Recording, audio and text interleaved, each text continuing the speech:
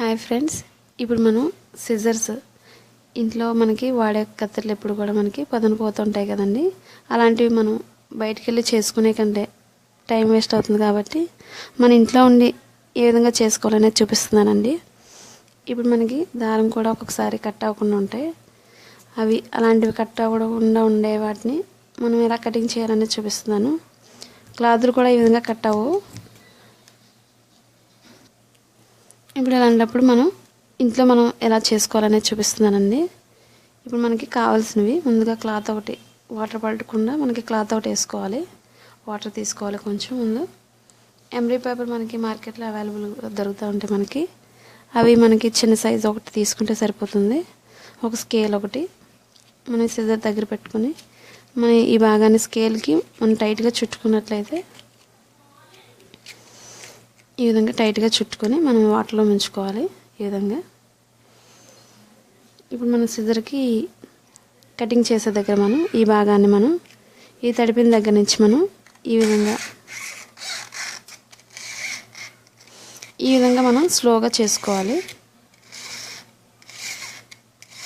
ఇలా 2 minutes చేసుకుంటూ ఉన్నట్లయితే మనకి పదును వస్తుంది. మనకి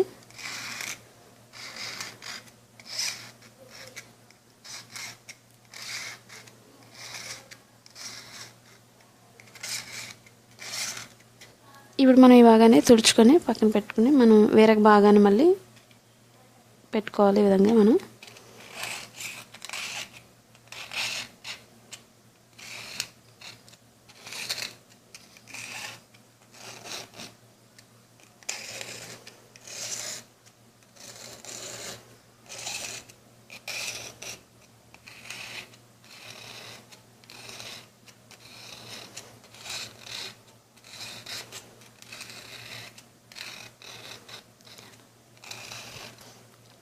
ఒకసారి మనకి ఇది కట్ అవుతుంది లేదా ఒకసారి మళ్ళీ చూద్దాం. ఒకసారి